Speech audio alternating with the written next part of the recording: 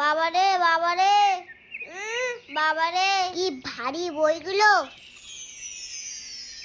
এই নাও ঠাকুর, আমার বইগুলো সব তুমি নিয়ে নাও, আর তোমার সব বিদ্যা বুদ্ধি আমার দিয়ে দাও, যাতে আমার পরীক্ষার আগে পড়তেই না হয়। আমার পড়তে একটু ভালো লাগে না, শুধু খেলতে ইচ্ছা করে, আর মা শুধু জোর করে করে পড়তে বসায়।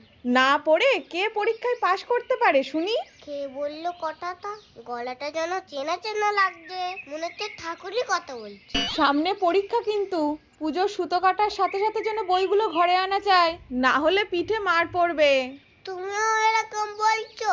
তোমার তো অনেক পাওয়ার, আমাকে একটুখানি দিয়ে দেবে, তাহলে আমি এমনি এমনিই পাস করে যাবো। তাহলে আমার মার হাতে কিলচর খেতে হবে না। শুধু কিলচর না, আরো অনেক কিছু অপেক্ষা করছে তোর জন্য। না পড়ার জন্য এইসব ফোন দিয়ে এঁটেছো তুমি?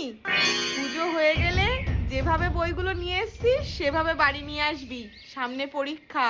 ও মা, তুমি এতক্ষণ ধরে কথা বলছিলে? তুমি কি আমার সব কথা শুনে নিয়েছো? মারা না সব কিছু জানে। ও ঠাকুর, তুমি আগে আমারে বাঁচাও।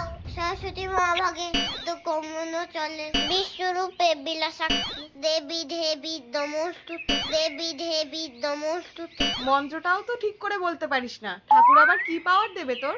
ও ঠাকুর, তুমি আরো 10 দিন থেকে যেও প্লিজ, আর আমার 10 দিন ছুটি।